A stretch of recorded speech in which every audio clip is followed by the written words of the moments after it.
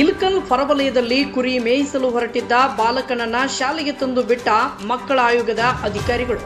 ಹೌದು, ಆಗಸ್ಟ್ 30 ಶುಕ್ರವಾರ ಮುಂಜಾನೆ 11 ಗಂಟೆ ವೇಳೆ ಬಾಗಲಕೋಟೆ ಜಿಲ್ಲೆಯ ಇಲ್ಕಲ್ ನಗರಕ್ಕೆ ಮಕ್ಕಳ ಆಯೋಗದ ಅಧಿಕಾರಿಗಳು ವಿವಿಧ ಕಡೆ ದಿಢೀರ್ ಭೇಟಿ ನೀಡಿದ್ರು.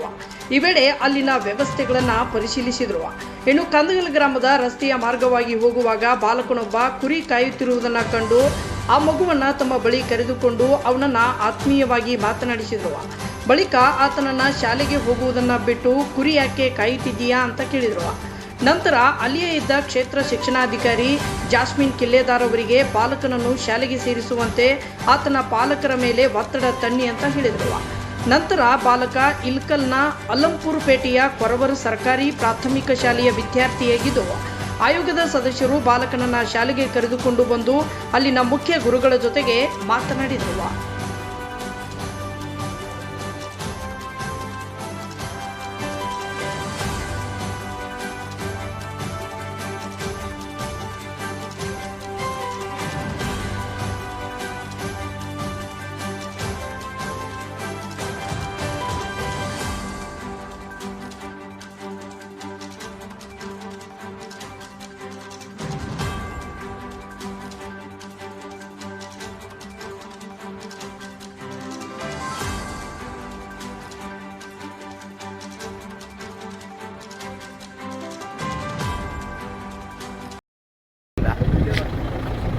ನಗರದಲ್ಲಿ ಓಡಾಡಬೇಕಾದಾಗ ಶಾಲಾ ಸಮಯ ಆಗಿರಲಿಲ್ಲ.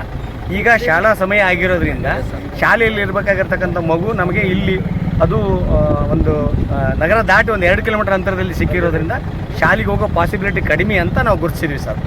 ಈಗ ಅವ್ರನ್ನೆಲ್ಲಿ ಕಳಿಸ್ತಾರೆ ಸರ್ ಈ ಸಂಬಂಧಪಟ್ಟಿರ್ತಕ್ಕಂಥ ಶಾಲೆಯ ಮುಖ್ಯೋಪಾಧ್ಯಾಯರಿಗೆ ನೋಡ್ತೀವಿ, ಅಲ್ಲಿ ಏನು ಮಾಡಿದ್ದಾರೆ, ಹಾಜರಾತಿ ಇದೆಯೋ ನಿನ್ನೆವರೆಗೂ ಕಳಿಸಿದ್ದಾರೆ. ಯಾಕಂದರೆ ಮಗು ನೋಡಿದರೆ ಶಾಲೆಗೆ ಹೋಗಿಲ್ದ ಥರ ಕಾಣ್ತಿದ್ದ ಅವನು.